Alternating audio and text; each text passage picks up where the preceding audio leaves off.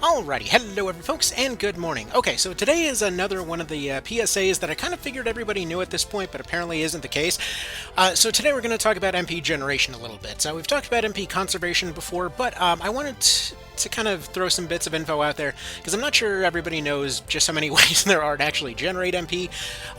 Simply put, it's not always about just using meditation, or using an item, or chewing on your MP stick, or what have you. There's a lot of different things to this. So, for example, something that you may have potentially seen on challenge runs on this channel a few times before is, for example, let's say you're trying to go tame a dragon, right? And you go attack the thing, and oh no, you've just been revived, and unfortunately you came back with only 22 MP. But you need to go use this tame. You don't have the MP to do it. What a shame. I guess you'll have to wait a turn.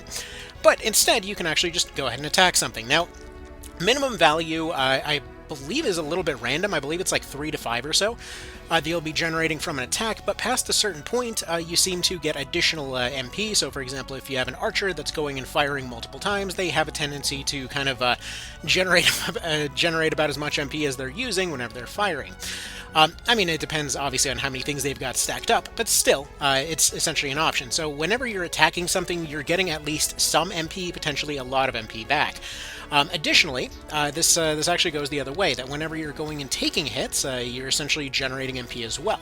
So, for example, something like the Cyclops, whether I throw this video before or after the one about the Cyclops, in the case of something like the Cyclops there, you'd be able to, for example, have them run up, take a bunch of hits, throw out a bunch of counter hits. It doesn't really matter that their counterattacks don't do a lot of damage, they're still generating MP by throwing their fists around.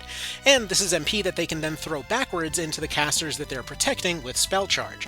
It's a relatively cheap ability, and something that they would be able to make use of regularly. On top of being able to, for example, pop in something like Insight, to be able to resurrect and potentially use the strategy to come up with a second turn paradigm shift to then go resurrection, do the whole res paradigm thing.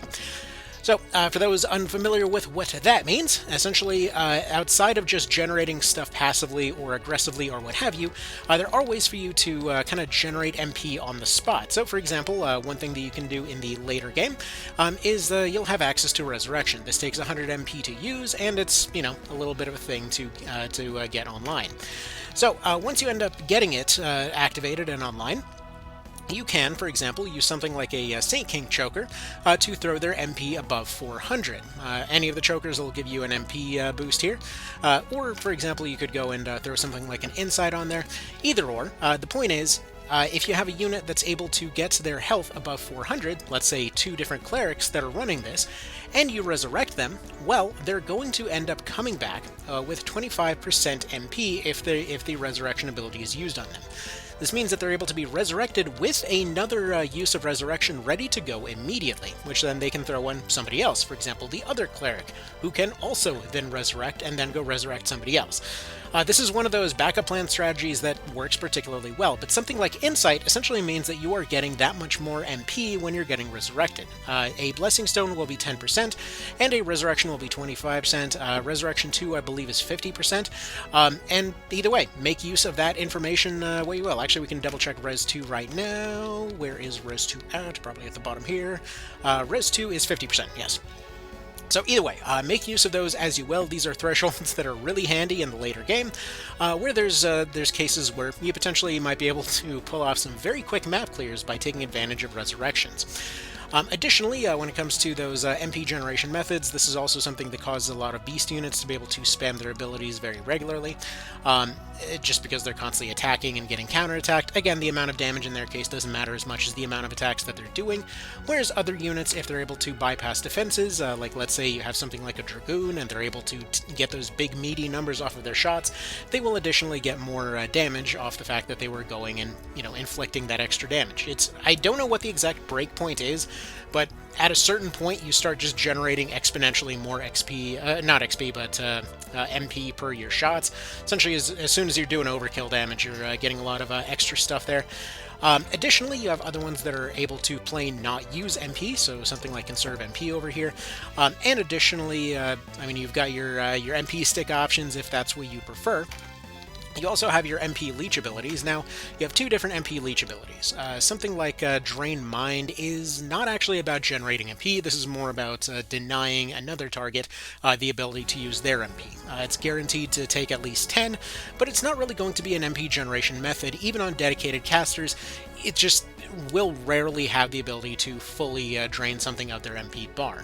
So occasionally you'll see stuff like beast units being able to be shut down by this, but its actual threshold for being able to be a legitimate threat is pretty high for reasons. So for the most part, this can be seen as just deleting 10 MP at the cost of 30 of your own.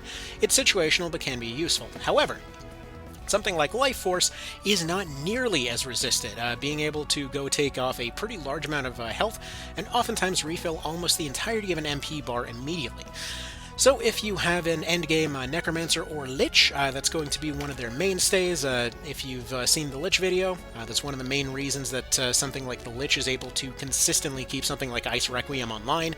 Even if they aren't running Meditation, they essentially can run something like Salvation, get themselves some MP from their party members, use the rest of their time spreading the MP that they're getting from Life Force. It's something that's very interesting to see play out.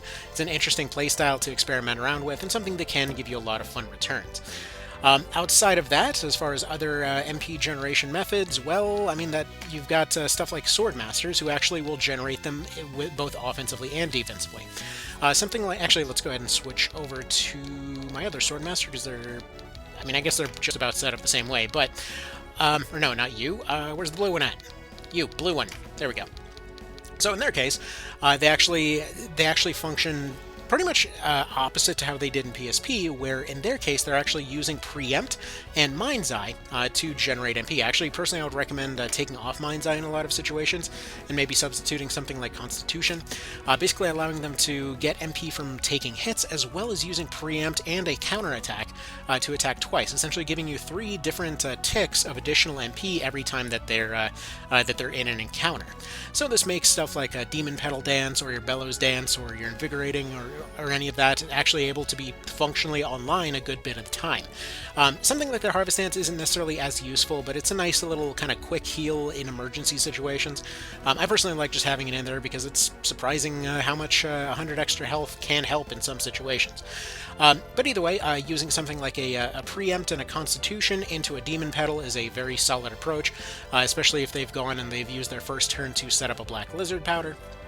Essentially gives them some really decent hitting odds. They're actually a really fun class to play around with in this version. Probably my favorite that they've been throughout the series.